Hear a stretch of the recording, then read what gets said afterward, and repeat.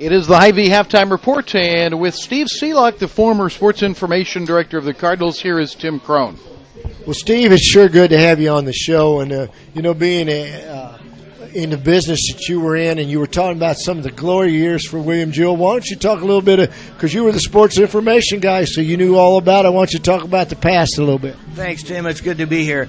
Yeah, my first year watching football, William Jewell, was 1965, and we had the great Norris Patterson coaching with his able assistant Jim Nelson. They had come from Danville, Illinois, as the head coach, assistant coach, back in the early 50s, and that's when he started the regime, and that's when I remember the single wing. They ran the single wing back. They're famous for that, right? Everybody talks about that. Right? Well, Jewell, as a matter of fact, in the Kansas City area, Steve, everybody talks about, well, that looks like a little bit like what Jewell used to do. Exactly. So they say, what is it? Imitations is sincerest form of flattery or whatever. And it was fun watching Tom Dunn was a multi-sport athlete out of Savannah. He was running in the backfield with Steve Lucas and Gary Taney. Those guys were 10.3 100-yard dash. Lucas led the NAI one year, 9 yards per carry. A little quick pitch sweep down the sideline. And Patterson won over 130 games in 17 years, won 80% of his games. I mean, they played all the big schools, the Northeast Missouri States, Northwest Missouri States, Emporia States. It was a tough schedule, but I mean, Patterson always said, I'll take speed any day over size. And the speed always usually won out. Let's talk about the total program, because you were the total program guy. It wasn't just football. It's changed a lot. We've got a lot more activities probably than when you were here. You might want to talk about that a little bit. Right. Now, my years were 85 to 90. Oh, so you were fairly recent. Yeah, I'm still breathing, yeah. And we didn't have women's or men's. Men's soccer was just a club team. We didn't have any women's soccer at all. Of course, we had the basketball, the volleyball, and softball was going then. When I first started here, we didn't have any women's sports back then. And then in the early 80s, they start to pick up. But nothing like it is now with the added sports. Some of the teams are even having women's wrestling, rowing teams. I know Lindenwood University over in St. Charles has like 30 athletic teams. It's just amazing how much it's exploded over the last probably 10 or 15 years. Well, you might talk a little bit about, we talk about athletic directors, assistant athletic directors, and sports information directors. At the Division II level, and then you were in the NAIA level when you worked. But really, what did you do? What was your job? A lot of people don't understand that. You might want to explain that. Right. Well, sports information directors to cover all. Back then, I basically did it all myself. I had one student as assistant. And, of course, the bigger revenue sports, football and basketball, we covered them more than we did and baseball was good back then because Jewell won the national championship in '68 when I was in school. We tried to get students to cover, we had swimming teams back then too.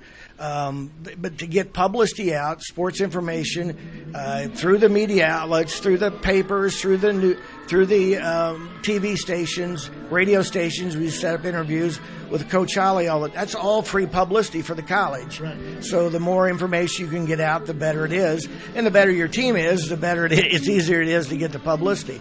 So I've made quite a few road trips in the day to godforsaken places like Tarkio and Canton, Missouri. Been in all those places. Yeah, all those exciting venues. Yeah, real venues. Yeah. If you've been in the business, you haven't worked until you've been there. As you guys well know, you guys, of course, have more miles than we did back then, and the buses weren't quite as good. But, it was hard to give all the sports equal coverage. We tried to. We had students helping out. We were limited in the budget like anything else. But it was all great fun. It was good for William Jewell. People would say, William Jewell's in Liberty, Missouri. You're outside of Kansas City. I just want to make sure you spell it with 2 L's now, guys. There's 2 L's in Jewell. Yeah, exactly. And a lot of people you have to explain that to. Technology-wise, do you think you had to do it the old school way? We had the mimeograph paper run out as I started working with the ink and the whole thing. Yeah, at Mabee Center when we did the William Jewell Christmas Invitational Tournament back, I was doing the first 2 years with Coach Holly.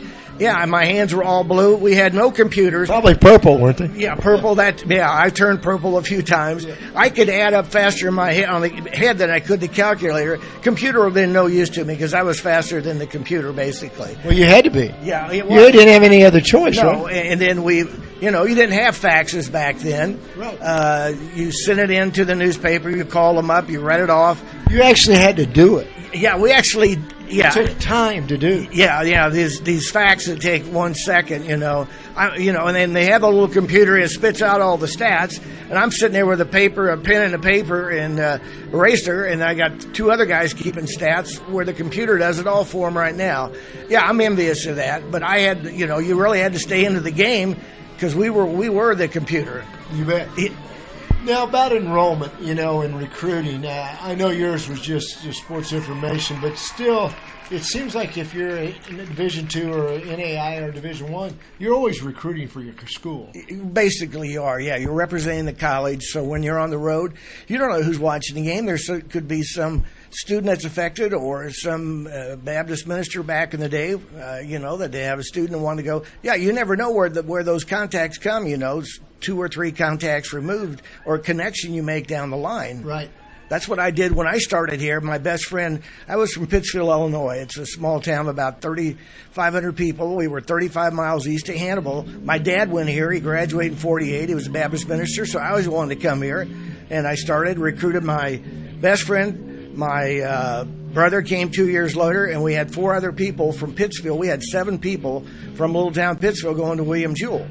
And you just never know how that's going to work out as far as recruiting goes. Well, you got to make people feel comfortable. And I think one thing, I think you'll agree with this, Steve, that William Jewell does a good job with the students. And, everybody knows if you go to Jewell, you go to get a great education. That's the beauty of the thing. Yeah, the reputation precedes itself. I had a great uncle go back in the 40s. My dad like you say, graduated in 48. Yeah, so you're always going to have that tradition. You have a lot of legacies. They're 2 and 3 generations removed. So it recruits itself in essence as far as the enrollment basically was the same when I was in college in the 60s than it is here we are in 2015. Right around 1,000, yeah, right. And it costs a few more shekels these days than it does back then. Yeah, for sure. What's the one thing you miss most about being retired or not being in that kind of situation? Well, you miss the camaraderie where Coach Holly and I would always do trivia on the bus. And to this day, we still do trivia. But just those road trips, you have so much fun, you have so much connection. Well, we didn't have the great Rick Cole back in those days either to do all those. Mr. Computer, right? Yes, we did, to do all those games for. We had the KWJC radio station, but it only did basically home games and all that. But yeah, just being around the players and being around the coaches and just the college life itself, because they really keep you invigorated, keeps you young. And, it was a great experience. I wouldn't trade it for anything. We had some great teams back then, and Jewell's had some great programs in different sports. Certainly has. So it was really exciting. I always try to be a good ambassador for William Jewell wherever I go. And you'd be surprised how many people have heard of William Jewell. Well, Steve, I want to thank you for being on the show. It's always good to have you around. I know you're a loyal Cardinal fan, and we hope to see you around a lot more, and you're always welcome to come up and say hi to me and Red. Thanks, Tim, and it's good to be here, and hopefully we'll have a better second half here. You bet.